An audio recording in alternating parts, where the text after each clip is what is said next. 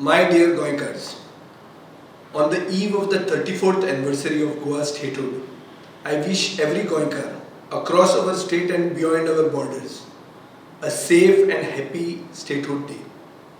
As we continue to battle the pandemic in our state, my thoughts and prayers go out to all those affected by the COVID-19, either through infection or by losing a loved family member.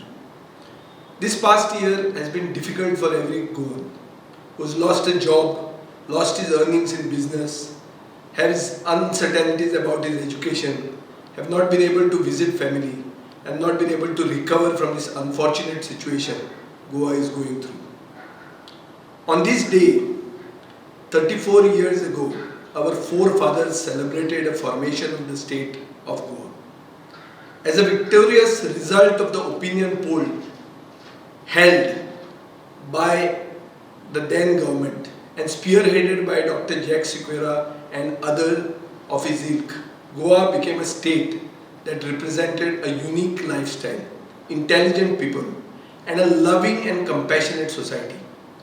Goa's journey as a state has seen numerous moments of success and it shaped the way we Goans want to see Goa in the future. We as a state had our highs and lows, but when we were in trouble, we found a way to bounce back and we got out doing it. Our ancestors wanted to shape Goa as a place where everyone feels special. They wanted a Goa that outperformed other states in terms of its education, quality of life, women empowerment, vision and governance. They wanted a Goa that was culturally strong, tolerant, united and more importantly, forward-thinking.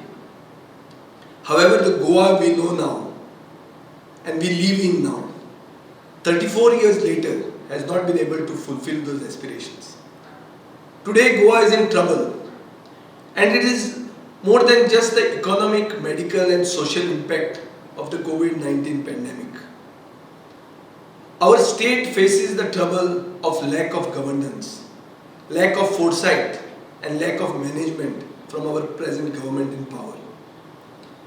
Over the past couple of years, Goa has seen a complete alteration to its environment, society, economy, healthcare, industries, future and our children.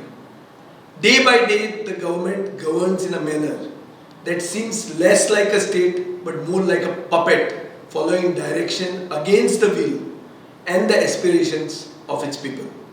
To date, Goa has lost 2,570 of our beloved Goans, while our state recorded over 1,53,000 cases since the pandemic hit first.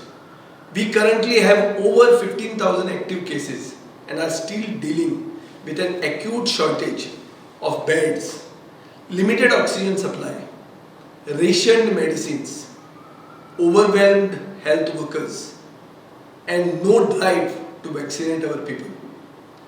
Our government has misplaced its priorities in battling the pandemic and has taken every step to further implicate more suffering on Goans. The government has been able to achieve what it couldn't do for tourism promotion. That is, to make Goa an attractive, safe and quality tourist destination. But rather, it has put Goa on the map as a global hotspot and a destination people should not travel to. It's very unfortunate.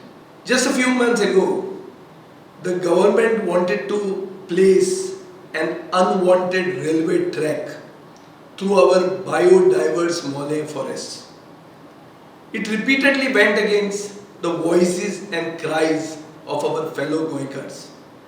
But most importantly, it arrested our children for exercising their right to free speech in defense of our protected environmental heritage. And speaking of heritage, the government constantly puts our unique culture and heritage in harm's way of heightened development and insensitive policies that put Goan at risk of completely losing their sense of identity. This identity is being lost day in and day out. And with your help, and with your voice, and with your support, Goans remain firm, and we collectively put a stop to the government's fast-track sale of our state. Our children from the Save Mole movement made us all proud of who we as a community and what we stand for as a state. But more importantly, it made us realize and think about the future we want for Goa. The future we want for our children. The future we want for our state. This is why I speak with you today to talk about the future of our Goa.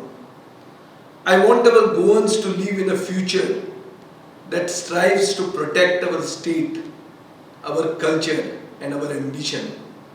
This is a future that encourages progress and identity so that all Goans can fulfill their aspirations and live prosperous lives. That future begins with the idea of how and where we see Goa within a short-term and a long-term future. As a state, we need to be clear of what our goal is and what the goals should be. For me, I believe we need to chart a way forward to sustain our way of life, to sustain our economy and sustain our people. We need to recover from the mess of COVID-19 and immediately equip all Goenkars with the skill to take their lives forward. Our future generations and our children deserve a Goa that is future ready and lives up to the expectations of a global economy.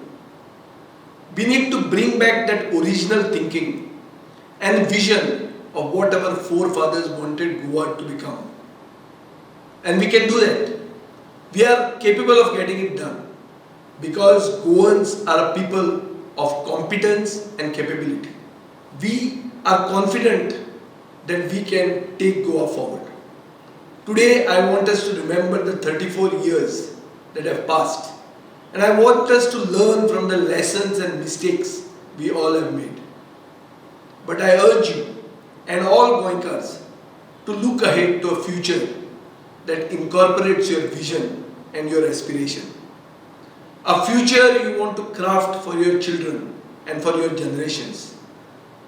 This is not a future for a few select people. This is a future that I would like to call a Team Goa future. My message to you today is to reawaken that hope of where you wish to see Goa. All of us must align our goals and our aspirations to take forward that spirit of Goan culture, Goan thinking and Goan living. As I said earlier, every time Goa was in trouble, we found a way to bounce back and we got out of it. Let us do that again together. Dev Bare.